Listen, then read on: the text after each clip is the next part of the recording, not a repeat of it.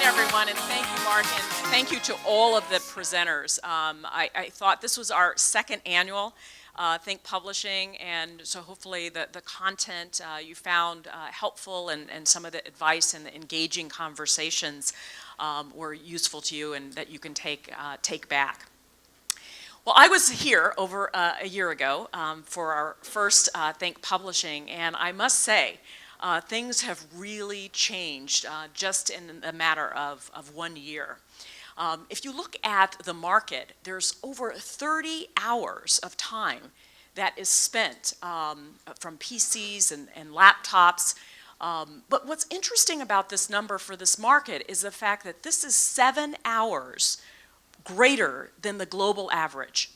And so one of the points that was made in the panel that I thought was quite interesting is that consumers are very engaged. And when we start thinking about programmatic, particularly premium programmatic, if they're engaged at this level, and you heard some of the other stats around the level of consumer engagement, that means that branding at scale, which was mentioned on the panel, it will need technology. And so that is why we spent a lot of time today talking about the opportunity with the technology from a programmatic perspective in terms of how are you going to reach this engaged audience in a very efficient and effective way. The other thing that I wanted to mention to you is that in the spirit of Google and making a commitment to you, because I did make commitments when I was here last time, there are really 3 areas that we are committed to providing you as you develop your overall sales strategies. And this is, we put it in the context of the World Cup, because it's going to be very exciting again here in the market in 4 years. But we want to make every single interaction seamless. We know it's complex. We want to try to make it seamless, and we want to try to make it simple. The other is we will continue to deliver great ad experiences. That is in our DNA. We start with the user first. And so that is an area that we will focus on. And the last is we want to bring the Americas closer. So if we take a look at just this first area in terms of seamless experiences, these are some of the areas that we are bringing in terms of the seamless experiences. One is that we know that we're entering an age right now, it's just technology is ubiquitous. It's everywhere. We have a multi-screen. We now have the Internet of Things that is upon us. And we are ensuring that we are focused on these areas and making sure that we're bringing relevant and targeted technology to you so that we can create a seamless experience. And this is even more important when we go into a programmatic area to ensure that we are connecting the dots across the technology and taking something that, as I mentioned, is complex and making it simple. So when we think about great experiences, first and foremost, we do like to protect the web. We want to keep the web as clean as possible. So we're very focused, it's a huge focus of ours to ensure that we are protecting and fighting against ad fraud as well as malware. That's why we've made investments with Spider.io so that we can continue to invest in this particular area. We also want to make ads relevant. We're focused on that as well in terms of how we are looking at bringing more engaging ads so that you can target the right person at the right time at the right moment. So when we look at an ad in terms of making it relevant, it's important for us to ensure that we are bringing also innovation to you. So whether it's on the measurement side with active view, we're looking at active GRP from a measurement perspective, but we're also bringing true view Mark talked about just the interstitials and how they're performing, engagement ads. You also heard a lot from Carlos as well as from Sergio talking about our custom brand exchange. We are constantly investing in this particular area. And the other, just in terms of video, which is also quite a big bet for us as well. Even on the programmatic side, we've recently acquired mDialog, which will allow us to start to stitch seamlessly across all of the platforms in a live environment. So we're investing in there. In terms of One America, and this is my nephew, and so I thought I would bring this because we were in the, in New York, and he insisted that he had to wear his Brazil jersey to watch the game.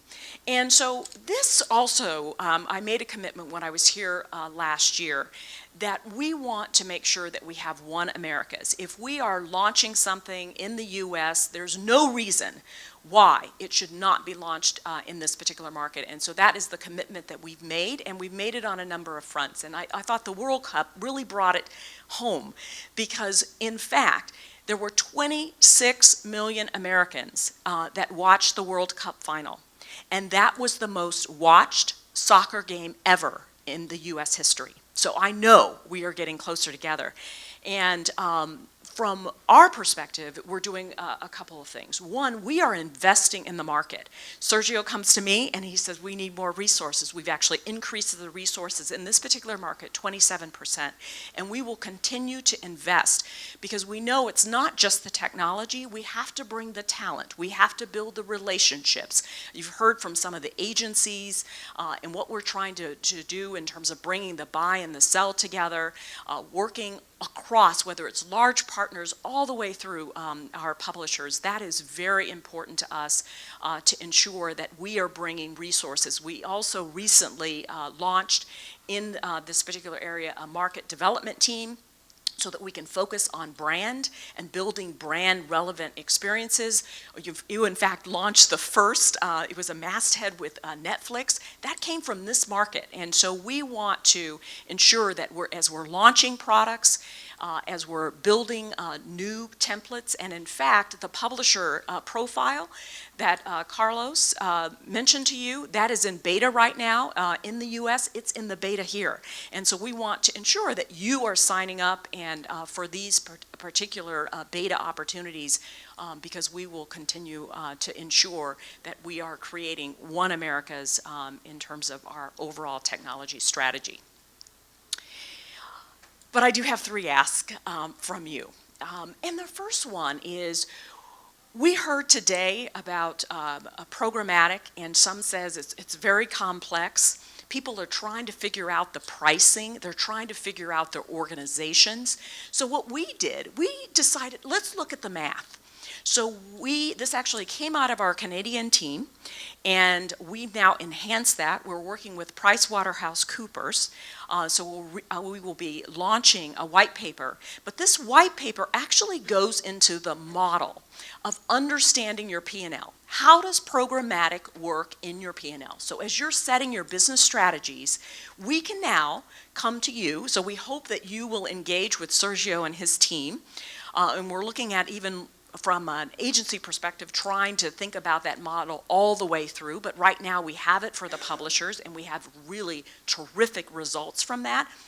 It's plug and play. Put in your inputs, look at the levers associated with your P&L.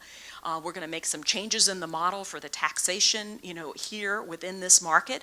But take a look. Let's look at the math. There's a lot of talking, but there's an opportunity for us to ensure that we bring revenue at the top line and we bring margin at the bottom line. And that's what we are focused on as a team as you build your overall strategy. So that's the first ask. Please come to us so we can work with you on this margin model and provide you with feedback. And also it will be something that you can take back to your board, to the C-suite, so that you can then decide how you're going to implement your overall programmatic strategy, but just by looking at the numbers. And the second is stay the course with us. It was a year ago. You can see we've made a lot of progress. You heard a little bit about the roadmap. Mark talked about just mobile and what's happening. mobile and video platform, what we're doing on the programmatic. We're trying to make it easier with our user interface. We want to make sure that we can put the best foot forward for our publishers. And in fact, we returned over $9 billion last year globally to our publishers. And so we know you make the web. It's the publishers that make the web with the content. We're not in the content business. We're in the business of building the proper infrastructure and making it seamless, making it relevant for your users, and combining what we believe is the best of technology, data, and creativity. So we ask you to stay the course with us. It's pretty exciting. I've kind of seen a little bit around the corner, and we encourage you to stay with us, because as more platforms start to come on board, we want to make sure that you're ready. We're looking at native in DFP, so there's just a number of different areas that we will collaborate with you on. And lastly, we do believe that it's better if we have a plan. If we're going to build a partnership, it takes two. We need to understand your objectives. We need your input so that we can build the right products. We do want to make sure that as we build our team and the resources, that we're resourcing correctly, but we need to understand what your business objectives are. So we ask you, we're in our 2015 planning. In fact, Sergio will be presenting his plan next week, and we're going to be talking about what we're planning to do for this particular market. But we want you to plan with us, because we've seen the results of that when we do have business plans. When you share with us, we're very honest and straightforward in terms of the business objectives. Then we can work toward your business objectives and ensure that you are successful. That is our goal. The future is bright. It's going to be a terrific journey, and we hope that you found this afternoon productive, and I look forward to mingling with you. And on behalf of Google, we'd like to join you for cocktails right now. So thank you very much. Obrigado.